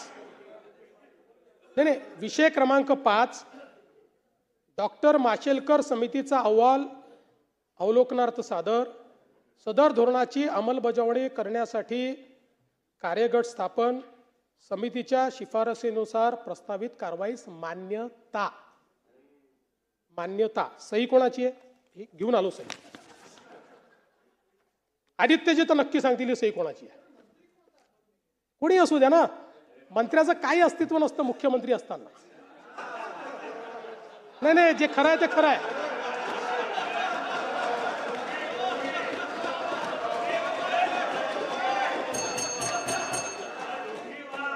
तुम्ही तुम्ही तुम्ही तुम्ही वेगळ्या पद्धतीने आनंदित होताय, पण मी सत्य तुम्हाला सांगतो की जेव्हा एखाद्या कॅबिनेटमध्ये मुख्यमंत्री असतात त्यावेळेस मुख्यमंत्रीच सर्वेसर्वा असतात, इतर कोणी नसतो. मी जेव्हा उपमुख्यमंत्री होतो, तेव्हा मी जरी उपमुख्यमंत्री होतो तरी एकनाथ शिंदे साहेबच सर्वेसर्वा होते आणि त्यांच्या अंदरच मी काम केलेलं आहे. हां, तर पुन्हा एकदा त्यामुळे डिस्टर्ब होऊ नका. त्यामुळे ही सही कोणाची आहे? बरं, ते सोडून द्या. नाही, इथे संपत नाही. एक मिनिट असं नाही. थांबा जरा. हां, त्याच्यानंतर त्याच्या पुढच्या आठवड्यात मिनिट्स फायनलायझेशनला येतात. पहिले आपण मान्यता देतो, मग काही आपलं राहिलं असेल, चुकलं असेल तर सुधारण्याची आपल्याला संधी असते. ती संधी आपल्याकडे होती. ती संधी परत बघा तुम्ही. ती सही आहे. मिनिट्सवर सही आहे. म्हणजे काय स्वीकारलं राज्याने हे लक्षात घ्या. आणि या राज्यामध्ये भुजबळ साहेब तुम्ही तर इतके सिनियर आहात, सगळ्यात सिनियर आहात, 85 पासून आहात. मंत्रिमंडळापेक्षा मोठा कोणीही नाही, मुख्यमंत्री नाही. ते मंत्रिमंडळ काय स्वीकारतंय? इंग्रजी आणि हिंदी ही दुसरी भाषा पहिल्या वर्गापासूनच 12वी पर्यंत सक्तीची करण्यात यावी, ही शिफारस माननीय उद्धवजी ठाकरेंच्या मंत्रिमंडळाने स्वीकारली. आता त्याचे पुढे जाऊन सांगतो, एकदा मंत्रिमंडळाने एखादी गोष्ट स्वीकारल्यानंतर GR काढण्याकरता मंत्र्याकडे जातं का? नाही जात. एकदा, कारण मंत्रिमंडळामध्ये GR सहित आपण मान्यता देतो, त्यानंतर त्याची कारवाई खाली होते सगळी. तशा पद्धतीनं तुम्ही जे काढलं होतं, आमचं सरकार आलं तरी ते आमचे अधिकारी कदाचित हुशार असतील, त्यामुळे त्यांनी 1ली ते 12वी असं कुठेही सक्तीचं काढलं नाही. त्यांनी 1लीपासनं हिंदी शिकवण्यात यावी याचा आधार घेऊन त्रिभाषा सूत्राचा GR काढला. आणि आम्हाला काय ठोकला. म्हणजे मला कधी कधी आश्चर्य वाटतो की सगळं आपण करून, म्हणजे करून सरून भागले आणि देवपूजेला लागले.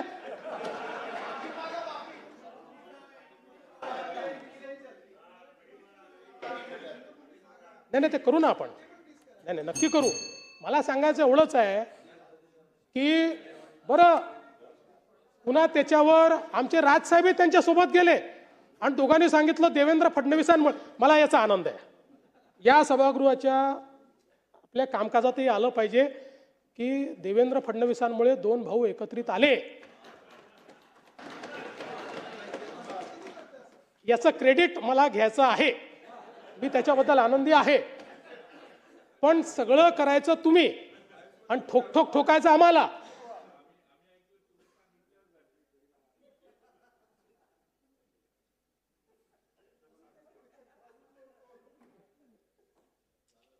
काही गोष्टी या दालनाच्या तिथल्या चर्चेच्या असतात. आणि म्हणून पुन्हा एकदा सांगतो, या राज्यामध्ये सक्तीची, आमच्या राज्यात तुम्ही काही निर्णय घ्या, आमच्या राज्यामध्ये सक्तीची फक्त मराठी.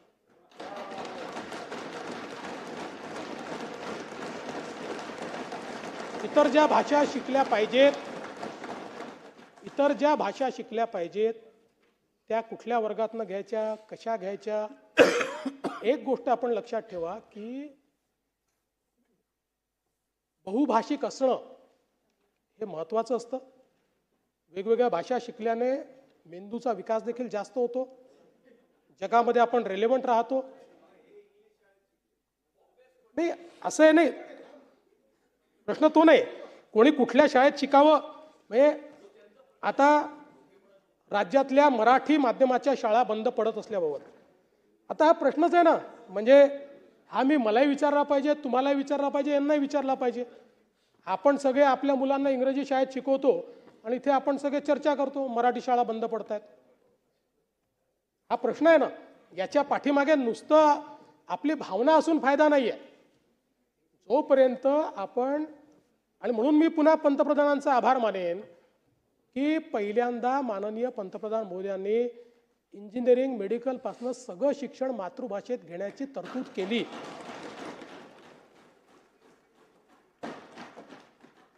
नाहीतर मग कशाला कोणी मराठी शिकेल, कशाला कोणी आपली मातृभाषा शिकेल.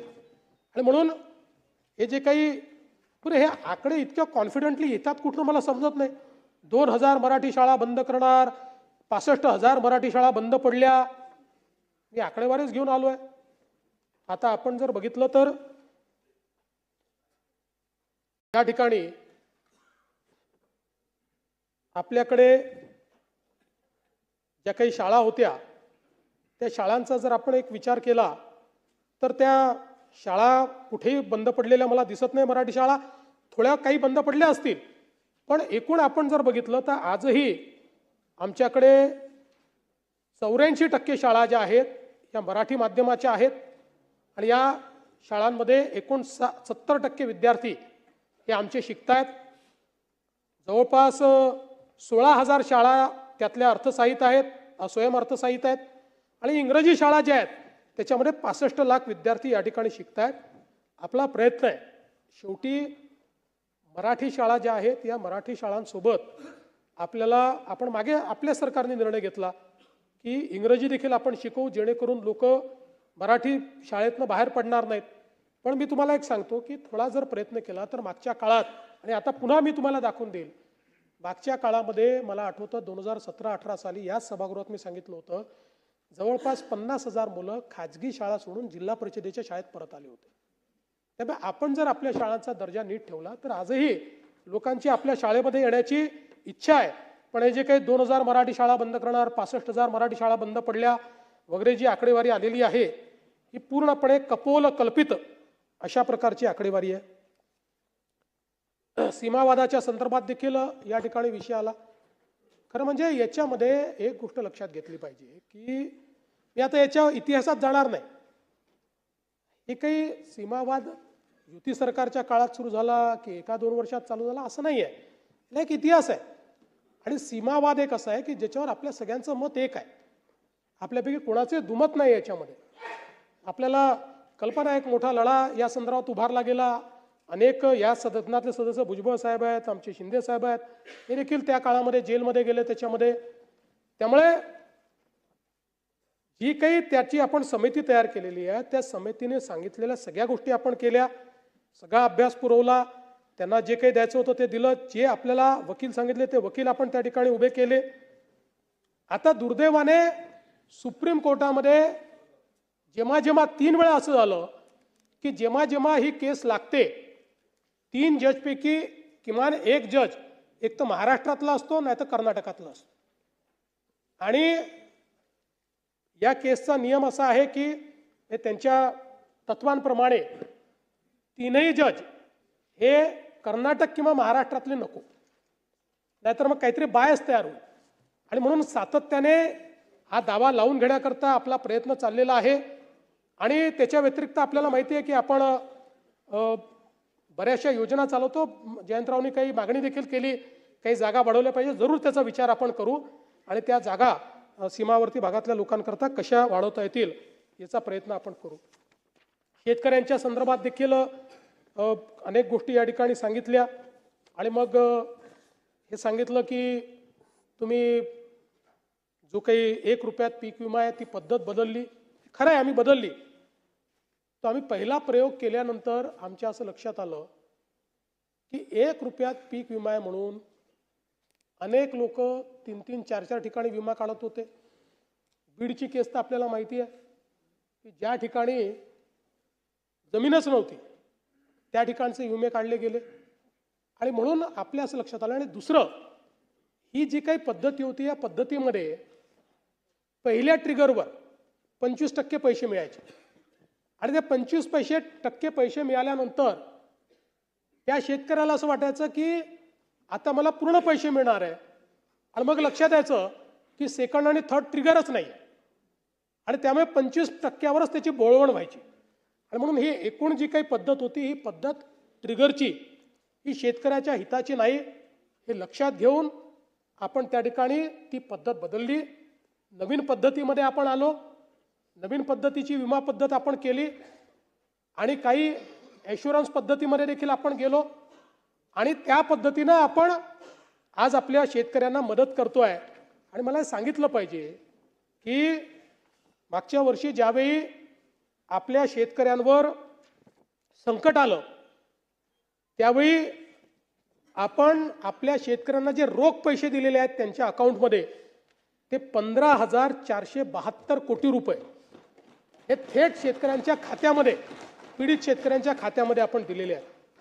आणि म्हणून आणि डीबीटीच्या माध्यमातून दिले आहेत. त्यामुळे मला असं वाटतं की शेतकरी जिथे अडचणीत आहे आणि कर्जमाफीच्या संदर्भातही आम्ही स्पष्टपणे सांगितलेलं आहे की आम्ही समिती तयार केलेली आहे, त्याचा अहवाल अपेक्षित आहे आणि आम्ही कर्जमाफीच्या संदर्भात जे काही आश्वासन दिलेलं आहे ते उचित वेळी आम्ही पूर्ण करणारच आहोत.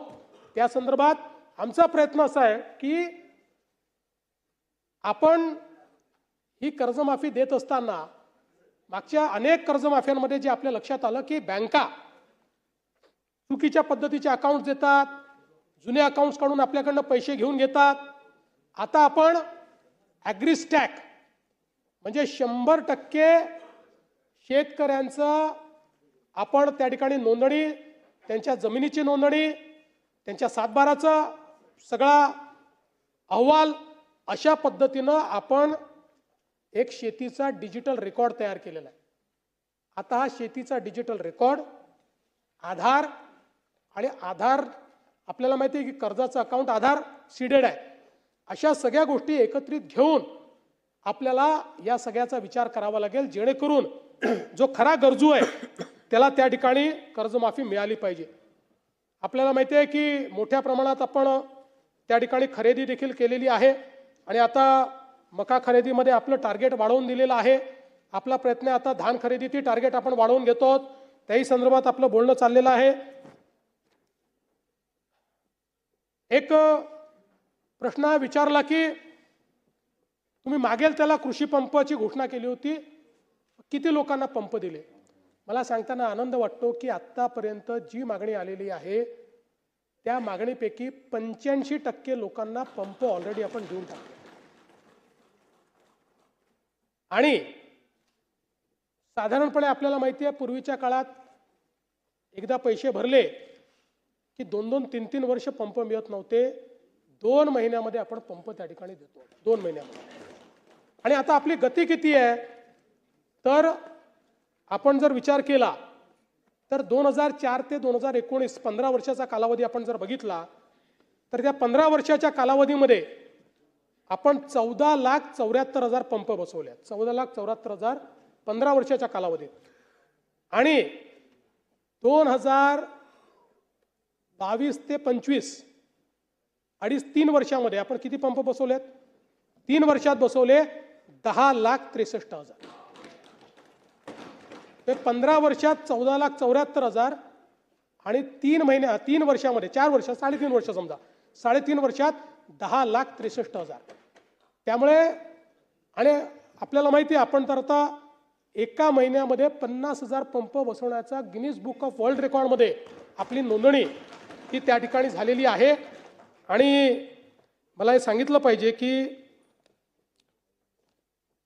आता ॲव्हरेज 40,000 पंप पर मंथ आपण त्या ठिकाणी लावतो.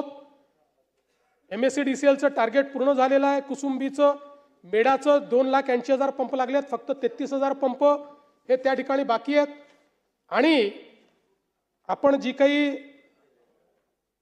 त्या ठिकाणी शेतकऱ्यांना वीज बिल सवलत दिलेली आहे त्याच्या अंतर्गत मागील हे जे सरतं वर्ष आहे या सरत्या वर्षामध्ये वीज बिलाच्या सवलतीपोटी राज्य सरकारला 23,000 कोटी रुपयाचा खर्च आला आहे. 23,000 कोटी म्हणजे हे 23,000 कोटी रुपयेचे जे विजेचे बिल आहेत ते आपण माफ केलेले आहेत. जे शेतकऱ्याकडनं वसूल झाले असते ते आपण त्या ठिकाणी शेतकऱ्यांना माफ करण्याचं काम केलं आहे.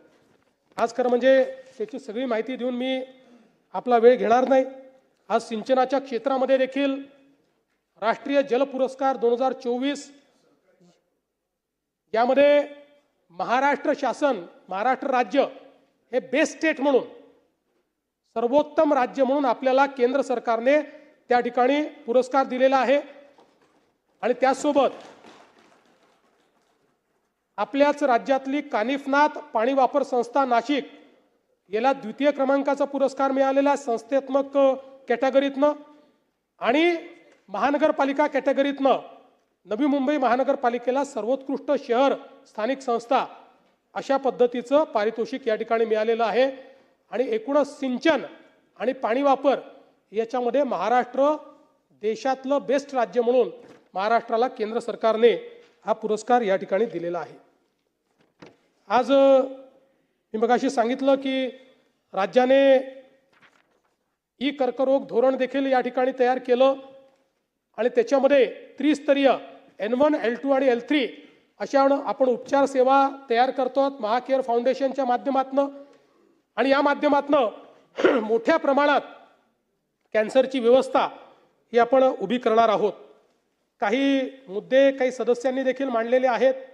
मी थोडक्यात जेवढ्या मुद्द्यांचा आढावा घेता येईल तेवढा घेण्याचा प्रयत्न करतो। त्यामध्ये भास्कररावांनी इंदू मिलच्या स्मारकाच्या बद्दलचा मुद्दा उपस्थित केला होता। आता याच्यामध्ये स्ट्रक्चरल कामं 100% पूर्ण आहेत, प्रवेशद्वार इमारत 96% पूर्ण आहे, व्याख्यान वर्ग 98% पूर्ण आहे, ग्रंथालय 99% पूर्ण आहे, प्रेक्षागृह 92% पूर्ण आहे। आणि आता 230 फुटाचं पर्यंत पुतळ्याचं काम पूर्ण झालेलं आहे। आणि यावर्षी 400 कोटी रुपयाची आर्थिक तरतूद करण्यात आलेली आहे। आणि हे काम लवकरात लवकर पूर्ण करण्याचा प्रयत्न आपला त्या ठिकाणी सुरू आहे।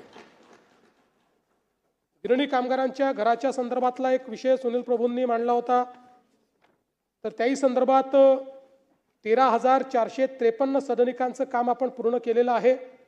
आणि आता मागच्या काळामध्ये मुंबईच्या आसपास जे घरं आपण गिरणी कामगारांना देणार होतो त्या संदर्भातली एक मोठी स्कीम मंजूर झाली आहे। लवकरच त्याचं भूमिपूजन आपण करणार आहोत आणि त्यातनं मोठ्या प्रमाणात जी काही घरं आहेत ती घरं त्या ठिकाणी मिळतील। एक केंद्र सरकारच्या जमिनीवरच्या झोपड्यांच्या संदर्भात विषय मांडण्यात आलेला होता। त्या संदर्भात काही ठिकाणी आपल्याला आता NOC मिळते आहे, काही ठिकाणी NOC मिळवण्याचा प्रयत्न आपण करतो। त्यासोबत आता जे जशी येतील तसे सांगतो।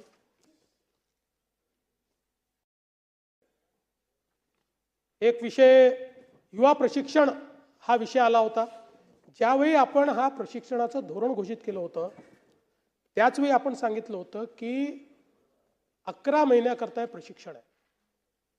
आणि म्हणून आपण साधारणपणे आपल्या मुलांना कुठेही नोकरीला गेले तुमच्याकडे काय अनुभव आहे हा विचारला जातो आणि असा अनुभव नसल्यामुळे त्यांना नोकऱ्या मिळत नाही। म्हणून जवळपास लाखभर मुलांना आपण वेगवेगळ्या विभागांमध्ये 11 महिने काम दिलं आणि त्यांना सर्टिफिकेट दिलं की हे काम यांनी केलं आहे। ते कुठेही नोकरीला जातील तर त्यांच्याकडे एक राज्य सरकारमध्ये काम केल्याचं सर्टिफिकेट असेल। पहिल्याच दिवशी आपण क्लिअर कट सांगितलं होतं कोणालाही आपल्याला बॅकडोर एंट्री देता येणार नाही। त्यामुळे प्रशिक्षण कालावधी संपल्यानंतर त्यांना दुसरीकडेच नोकरी पाहावी लागेल। त्यामुळे त्या संदर्भात मला असं वाटतं की कुठलंही कन्फ्युजन असू नये। कोणीतरी सांगितलं, मला वाटतं भास्करराव बोलले की आमच्याकडे काहीतरी रेकॉर्ड आहे, तर माझ्याकडे नक्की तो रेकॉर्ड पाठवा तुम्ही किंवा ती काही क्लिप आहे। ज्या मंत्र्यांनी म्हटलं असेल की यांना परमनंट करतो त्या मंत्र्याचा प्रस्ताव राज्यपालांकडेच पाठवतो।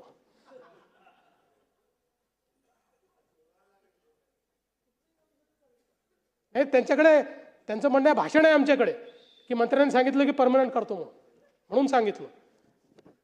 त्यानंतर एक विषय वडेट्टीवार साहेबांनी दीनदयाल उपाध्याय रोजगार मेळाव्याचा केला होता। 24-25 मध्ये 767 रोजगार मेळावे आयोजित केले। या मेळाव्याला 7,273 उद्योजक होते, 1,27,357 उमेदवार होते। त्यापैकी 38,512 उमेदवारांची नोकरी करता निवड झाली। 2025-26 मध्ये 372 रोजगार मेळावे आयोजित करण्यात आले। त्यामध्ये 2,669 उद्योजक होते, 1,29,657 उमेदवार होते त्यापैकी 24,101 लोकांची नोकरीकरता निवड करण्यात आली. त्यामुळे मला असं वाटतं की या संदर्भात आपण जर बघितलं तर हे अतिशय यशस्वी होत आहेत. जयंतरावांनी एक मुद्दा विद्यार्थी संरक्षण मानदंड तक्रार निवारण धोरणाच्या संदर्भात केला होता, मानसिक आरोग्याच्या संदर्भात. तर या संदर्भात महाराष्ट्र विद्यार्थी संरक्षण आणि मानसिक कल्याण धोरण 2025 बाबतचा अहवाल शासनाने स्वीकारला आहे. सर्व विद्यापीठांना विद्यार्थ्यांच्या आत्महत्या रोखण्याकरता उपाययोजना करण्यासाठी आणि त्यांच्या मानसिक आरोग्याला प्राधान्य देण्यासाठी त्या ठिकाणी निर्देश देण्यात आलेले आहेत. त्या संदर्भात एक टास्क फोर्स देखील तयार करण्यात आलेला आहे आणि तो टास्क फोर्स आता प्रत्येक विद्यापीठाने काय काय कारवाई केलेली आहे या संदर्भातली माहिती हा टास्क फोर्स देतोय. आझमी साहेबांनी यंत्रमागाच्या वीज दराच्या संदर्भात सांगितलं, तर मला सांगताना आनंद वाटतो की आपण वीज दर जो आहे त्याच्यातली सवलत आपण कायम ठेवलेली आहे. 27 अश्वशक्तीपेक्षा कमी याला आपण प्रति युनिट जी सबसिडी देतोय ती ₹4.77 आहे. 27 अश्वशक्तीपेक्षा जास्त पण 201 अश्वशक्तीपेक्षा कमी याला ₹4.15 आपण सवलत देतोय. आणि 201 व त्यापेक्षा जास्त अश्वशक्तीचे यंत्रमाग ग्राहक आहे त्यांनाही ₹2 सवलत देतोय. या पाठीमागे जवळपास 1,894 कोटी रुपये आपण सवलत ही त्या ठिकाणी दिलेली आहे. उमेद मॉलच्या संदर्भात अनेक लोकांनी विषय उपस्थित केला. या संदर्भातला निर्णय झालाय. पहिल्या टप्प्यामध्ये पुणे विभागात सातारा, पुणे, कोल्हापूर, सोलापूर, कोकण विभागात रत्नागिरी आणि ठाणे म्हणजे खेड आणि अंबरनाथ, नाशिक विभागात जळगाव, छत्रपती संभाजीनगर विभागात बीड, छत्रपती संभाजीनगर, धाराशिव या ठिकाणी, अमरावती विभागात यवतमाळ आणि अकोला आणि नागपूर विभागात वर्धा आणि नागपूर या जिल्ह्याचा समावेश आहे. पहिल्या टप्प्यात इथे आपण यावर्षी सुरू करतो. पुढच्या टप्प्यात सगळे जिल्हे जे आहेत ते आपण या ठिकाणी कव्हर करणार आहोत. रेशीम उद्योगाच्या संदर्भात देखील माहिती मी संबंधित सदस्यांना कळवून देईन. दुसरं, शिष्यवृत्तीच्या संदर्भात या ठिकाणी सांगितलं की त्याचा लाभ मिळत नाही, म्हणून मी सांगतो 23-24 मध्ये उच्च शिक्षणाच्या ज्या काही आपल्या सवलती आहेत यात जेवढ्या लोकांनी अर्ज केला त्यापैकी 95.58% लोकांना आपण रक्कम वितरित केली. 24-25 मध्ये 91.89% लोकांना आपण वितरित केली. या वर्षीचं वितरण आता चाललेलं आहे. त्यानंतर आपण जर आपली दुसरी बघितली योजना, पंजाबराव देशमुख वसतिगृह निर्वाह भत्ता योजना आणि राजश्री शाहू महाराज शिक्षण शुल्क शिष्यवृत्ती योजना, 23-24 मध्ये 98% विद्यार्थी आणि 24-25 मध्ये 96% विद्यार्थ्यांना म्हणजे ज्यांनी मागणी केली त्यांना त्यांच्या खात्यामध्ये ऑलरेडी शिष्यवृत्ती मिळाली आहे. यावर्षी ही 52% आतापर्यंत मिळाली आहे, पण आपण 90%च्या वरच त्या ठिकाणी जाऊ. त्यानंतर निर्वाह भत्त्यामध्ये देखील तीच परिस्थिती आहे, त्यामुळे आता हे सगळं सांगत नाही, पण मला एवढंच सांगायचं आहे की जी शिष्यवृत्ती आपण या ठिकाणी कबूल केलेली आहे ती शिष्यवृत्ती आपण निश्चितपणे पूर्ण केलेली आहे. एक विषय एसीबीच्या संदर्भात देखील आला आणि मग सांगितलं जातं की महाराष्ट्र त्याच्यात नंबर 1 आहे वगैरे. मुळामध्ये आपल्या राज्यामध्ये आपण झिरो टॉलरन्स पॉलिसी ठेवलेली आहे. सर्वात जास्त छापे एसीबीचे महाराष्ट्रामध्ये आपण मारतो, सगळ्यात जास्त, आणि हे चालूच राहणार आहे. कारण तक्रार आली तर त्याचं व्हेरिफिकेशन करायचं आणि व्हेरिफिकेशन केल्यानंतर त्याच्यावर कारवाई करायची. मग कोणीतरी मांडलं की मंत्र्याला अधिकार आहेत की नाही, मंत्र्याच्या कार्यालयामध्ये कसं करता. माझ्याही कार्यालयातल्या एखाद्या व्यक्तीची तक्रार आली तर मला न विचारता एसीबी कार्यालयामध्ये जाऊन त्याला ट्रॅप करू शकते. एसीबीला तो अधिकार आहे, आम्ही तो अधिकार दिलेला आहे. त्यामुळे मंत्री गैरमंत्री कुठलंही डिस्क्रिमिनेशन नाही. एसीबीची कार्यपद्धती आपल्याला माहिती आहे. एसीबी राज्यातलं एक स्वतंत्र युनिट आहे. या युनिटमध्ये तक्रार आल्यानंतर त्यांच्या व्हेरिफिकेशनच्या पद्धती आहेत. त्या पद्धतीत त्यांना प्राथमिक जर तथ्य आढळलं तर ते ट्रॅप करतात. हा ट्रॅप आणि यातली पुढचीही कारवाई त्यांना कुठल्याही मंत्र्याची, गृहमंत्र्याची कोणाची परवानगी घ्यावी लागत नाही, त्याची गरज देखील नाही. त्यामुळे मोठ्या प्रमाणात आपण हे करतो. एक मी हे सांगितलं होतं की मोठ्या प्रमाणात HR रिफॉर्म्स आपण सुरू केलेले आहेत. याच्यामध्ये सेवा पुस्तके अद्ययावत करणं, त्यानंतर सेवाविषयक माहितीचं डिजिटल पोर्टलवर ऑनबोर्डिंग करणं. आपल्या राज्यामध्ये इतके आपले कर्मचारी आहेत, पण आपण कधीही HR सिस्टीम आपल्या राज्यामध्ये पाहिजे त्या प्रमाणात लागू केली नाही. म्हणजे मी देखील 5 वर्ष मुख्यमंत्री होतो, पण मीही त्याच्याकडे दुर्लक्ष केलं आणि माझ्या आधीच्याही सगळ्यांनी त्याच्याकडे दुर्लक्ष केलं. पण आता आमच्या असं लक्षात आलं की इतका मोठा डोलारा आपण चालवतो, पण याच्यामध्ये अनेक लोकांचे प्रमोशन होत नाहीत, कारण त्यांच्या सेवा पुस्तिका उपलब्ध नाही. अनेक जागा रिकाम्या आहेत, कारण आकृतिबंधाचं प्रमाणीकरण झालेलं नाही. अनेक कार्यालयांमध्ये त्या ठिकाणी रोस्टर त्याचं प्रमाणीकरण झालेलं नाही. त्यामुळे अनेक लोक रिटायर झाल्यानंतर वर्षानुवर्ष चक्रा मारत असतात, किंवा अनेक वेळा आपल्या खात्यांमध्ये किती लोक आहेत हे खातेप्रमुखालाही माहिती नाही. अशी सगळी परिस्थिती आहे. आणि म्हणून एंड टू एंड डिजिटल अशा पद्धतीनं आपण आता EHRMS सिस्टीम चालू केली. आणि 50 वर्षानंतर आता अनुकंपा तर आपण पूर्ण केले. या अनुकंपाचा आपण निर्णय केला होता की जेवढ्या अनुकंपाच्या अर्ज आहेत ते सगळे निकाली काढले, सगळे निकाली काढले आणि सगळ्यांना आपण नोकऱ्या देऊन टाकल्या अनुकंपाच्या. पण म्हणजे अगदी एक आमची बहीण, म्हणजे 2008 सालचा जो काही मुंबईचा हल्ला होता, त्यात जे आपले ACP मोरेसाहेब गेले होते, त्यांच्या मुलीलाही आत्ता आपण अनुकंपाच्या अंतर्गत 2024 साली नोकरी दिली. त्यामुळे ती सगळी आपण यादी संपवली. पण त्यासोबत आपण म्हणजे 50 वर्षापासून अनेक डिपार्टमेंटनी आपले जे काही रिक्रुटमेंट रूल्स आहेत ते देखील चेंज केले नव्हते. आता 50 वर्षापूर्वी एखादा इंजिनियर आणि आजचा इंजिनियर यांच्या कामात, क्वालिफिकेशनमध्ये खूप बदल झालेला आहे, टेक्नॉलॉजीत बदल झालेला आहे. आता अनेक गोष्टी अशा आहेत की ज्या ऑब्सोलेट झाल्या आहेत. जी पदच, म्हणजे एक आश्चर्याची गोष्ट सांगतो की एका विभागामध्ये मागच्याच वर्षी पदभरती झाली, पदभरती केली. आत्ता ज्यावेळेस आपण त्याचं संपूर्ण जे काही आकृतिबंधाप्रमाणे क्वालिफिकेशन सगळं ठरवलं, त्यावेळी लक्षात आलं की 8 लोक आपण हे गेल्या 3-4 वर्षापासून असे घेऊन ठेवलेले आहेत की ज्यांना कामच नाही. कारण ते पदच आता कामाचं राहिलं नाही, ती आपण व्यवस्थाच चालवत नाही, ती मशीनच बंद आहे आता, म्हणजे ती मशीन ऑब्सोलेट झालेली. पण आता त्यांना घेतलं आहे तर त्या 8 लोकांना आपल्याला चालवावं लागेल. आणि म्हणून मोठ्या प्रमाणात HR रिफॉर्म्स केले आहेत आपण. सगळ्या पदांकरताचं क्वालिफिकेशन आताच्या परिस्थितीप्रमाणे आकृतीबंधाने मला सांगता आनंद वाटतो की हे जे 150 दिवसाचा कार्यक्रम केला, इतकं प्रचंड काम एकेका विभागाने त्याच्यामध्ये केलेलं आहे. आणि त्यातनं म्हणजे आपल्याकडे लाखो GR, लाखो एका विषयावर 1960 पासून GR, आणि मग त्या GR मध्ये एकमेकाला कॉन्ट्रडिक्ट करणारे GR, ह्या सगळ्या GRचं वाचन करून याचा एकत्रित GR, असे सगळ्या विभागातले जुने GR काढून टाकणे, एकत्रित GR करणे, असं एक मोठं काम या ठिकाणी आपण हातामध्ये घेतलं.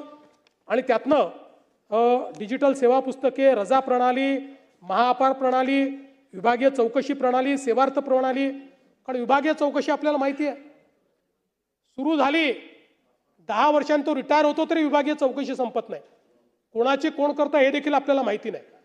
त्याच्यामुळे याही संदर्भात कंप्लीट डिजिटायझेशन आपण केलं आहे. पेन्शन प्रणाली सगळ्या एकात्मिक अशा पद्धतीचे, म्हणजे एक माणूस आहे त्याची सेवा पुस्तिका, त्याच्यावर दिलेल्या शिक्षा, त्याच्यावर चौलवसले चौकशी, त्याचं पेन्शनचं अकाउंट सगळं एका सिंगल क्लिकवर उपलब्ध असेल.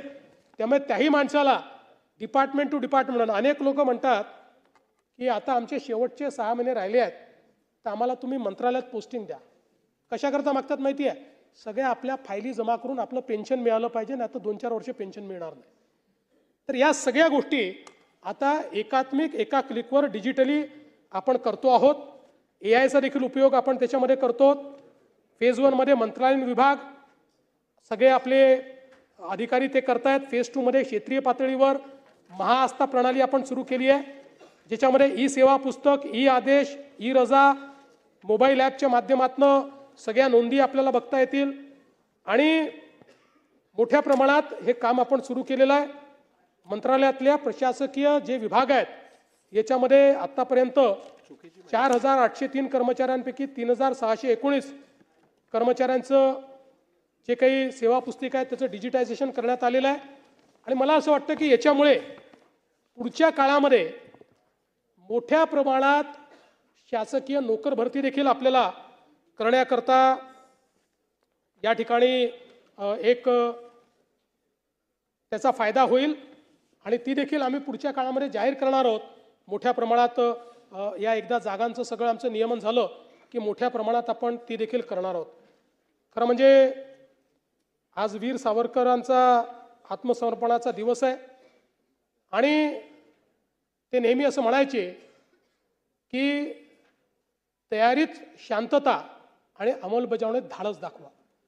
मला असं वाटतं की त्यांनाही अभिवादन करताना याच विचाराने आपलं महाराष्ट्र आज या ठिकाणी काम करतो आहे. आणि म्हणून मी या ठिकाणी सांगेन, खुद से जीतने की जिद है मेरी, खुद से जीतने की जिद है मेरी, मुझे खुद को ही हराना है. खुद से जीतने की जिद है मेरी, मुझे खुद को ही हराना है. मैं भीड़ नहीं हूं दुनिया की, मेरे अंदर भी एक जमाना है. आणि म्हणून आपल्या सगळ्यांचा साथ घेत, सगळ्यांचा सहभाग घेत महाराष्ट्रापुढची जी आव्हानं आहेत ती आव्हानं पेलण्याचा प्रयत्न हा राज्याचं सरकार करेल आणि महाराष्ट्र हा पुढेच जात राहील हा विश्वास आपल्या सर्वांना देतो. आणि माझं बोलणं संपलं.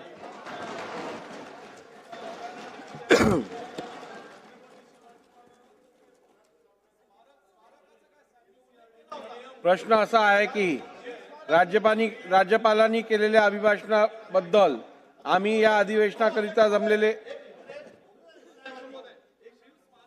कशावरती नाही एक मिनिट नाही वडेट्टीवार साहेब एकच मिनिट अभिभाषणावरती कधीच राईट टू